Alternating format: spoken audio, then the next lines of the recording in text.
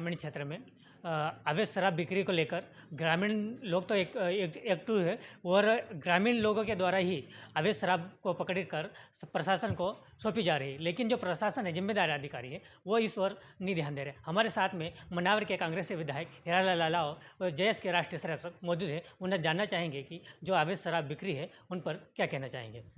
देखिए, अवैध शराब सिर्फ मनावर विधानसभा क्षेत्र नहीं, पूरे धार जिले, बड़वानी जिले, झाबुआ जिले, अलीराजपुर जिले, गांव-गांव में अवैध रूप से अवैध परिवहन हो रहा है। छोटी-छोटी दुकानों पे शराब की बिक्री हो रही है। हर किराना दुकानों पे बियर की बोतलें टंगी मिल जा रही है। आज इस अवैध शराब के कारण जो आदिवासी समाज का पढ़ा लिखा नया नौजवान युवा है, आज शराब का आदी हो रहा है और एक हाई स्पीड गाड़ियाँ चलाने के कारण आए दिन एक्सीडेंट बढ़ते जा रहे हैं। हमने प्रशासन से कई बार मांग करी, सरकार से भी मांग करी कि आदिवासी इलाकों में अवैध शराब पे प्रतिबंध लगाया जाए, सख्ती बरती जाए। लेकिन कई बार अवगत कराने के बाद भी अवैध शराब न तो परिवहन पे प्रशासन नियंत्रण लगा पा रहा है, न ही अवैध शराब पे सरकार कोई कड़े एक्शन ले जा रही। तो फिर हमने जैसे युवाओं ने निर्णय लिया है कि जहाँ पे भी अवैध शराब की गाड़ियाँ दिखेगी, हम लोग उसको चेकिंग करेंगे। बिना परमिट की गाड़ियाँ जाएगी, अवैध गाड़ियाँ जाएगी, उन पे रोक लगाकर उनको हम पुलिस प्रशासन के सुपुर्द करेंगे और आबकारी एक्ट के तहत उनके ऊपर कार्रवाई करवाएंगे। ऐसा क्या हो रहा है कि लगातार जो जिम्मेदार अधिकारी हैं वो नहीं कार्रवाई कर रहे हैं और ग्रामीण को इस मुहिम पर वो खरा उतरना पड़ रहा है। निश्चित ही मध्य प्रदेश के जो प्रशासनिक अधिकारी है और खासकर आबकारी विभाग है, आबकारी विभाग की विशेष जिम्मेदारी है कि जो अवैध शराब है ग्रामीण इलाकों में, जिसके कारण युवा चपेट में आ रहे हैं सबसे ज़्यादा, जो भारत का भविष्य है, निश्चित ही आबकारी विभाग के अधिकारियों को सजग रहना चाहिए। आबकारी विभाग को इस मामले में एक्शन लेना चाहिए। जबकि देखने को ये मिलता है कि जो विदेशी अंग्रेजी शराब पे परिवहन पे कार्रवाई करने की बजाय जो छोटी छोटी ग्रामीण महुए की शराब बेचते हैं, महुए से शराब का व्यापार करते हैं, उन पे प्रकरण दर्ज कराकर उन पे आबकारी एक्ट के तहत उन पे मुकदमा दर्ज करके उनको जेलों में डाल रहे हैं। लेकिन हकीकत ये है कि बड़े पैमाने पर अवैध शराब गुजरात परिवहन हो रही है। हमारे धार जिला एकमात्र ऐसा जिला है जो एक बहुत बड़ा गुजरात के लिए एक रास्ता यहाँ से निकलता है और ये सारे कॉरिडोर है जो गुजरात जा रहे हैं, अलीराजपुर से, झाबुआ से, धार से जो गुजरात बॉर्डर पे घुस रही, इस पे कार्रवाई करने के बजाय छोटे छोटे शराब ठेकेदार, मतलब जो शराब व्यापारी हैं, जो महुए वाले हैं, उनके ऊपर प्रकरण दर्ज दिखाने के लिए, तो कहीं ना कहीं ये भी प्रशासन का एक ऐसा रवैया है जो गरीबों को परेशान कर रही है, न कि बड़े शराब माफियाओं को केस बना रही है।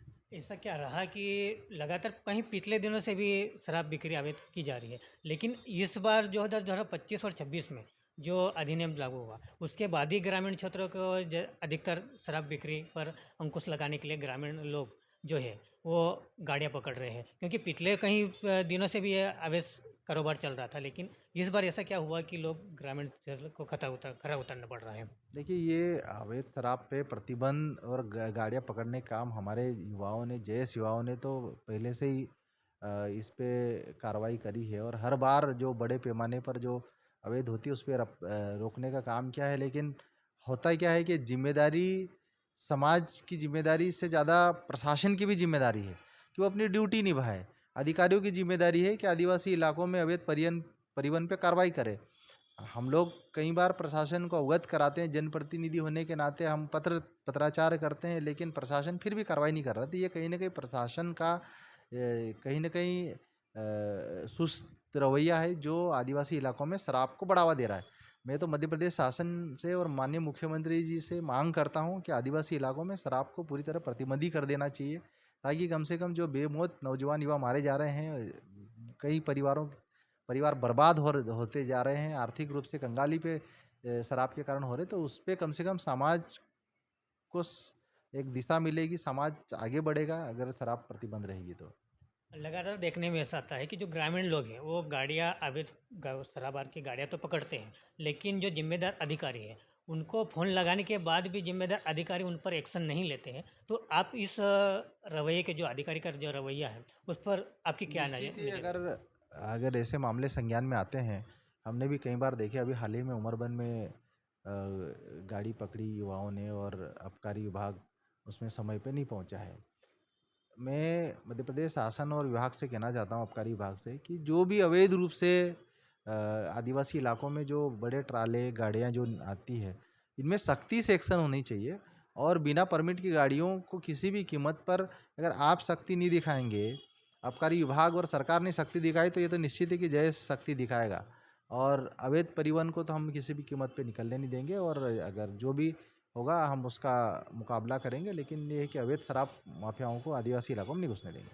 आखिरी क्वेश्चन कि जो अगर अधिकारी और जो प्रशासन है वो खरा नहीं उतरता है तो जैश की ओर से अगर अगला कदम क्या हमने रहेगा? तो बोल दिया है, अगर प्रशासन और अधिकारी इस पे सरकार अगर इस पे गंभीरता नहीं लेती तो हम तो आंदोलन करेंगे। हमने तो बोल दिया चक्का जाम करेंगे, पूरे अलीराजपुर तक जाम कर देंगे हम और कोई भी गाड़ी नहीं निकलने देंगे अवैध रूप से जो परिवहन होगा। जी, आपका नाम?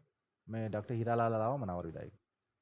ये थे हमारे पास मनावर के कांग्रेस से जयस और जयस के राष्ट्रीय अध्यक्ष हीरालाल अलावा, जो शासन को कड़े हाथ लेते हुए उन्होंने कहा है कि अगर प्रशासन इस अवैध शराब पर खरा नहीं उतरता है तो जय संगठन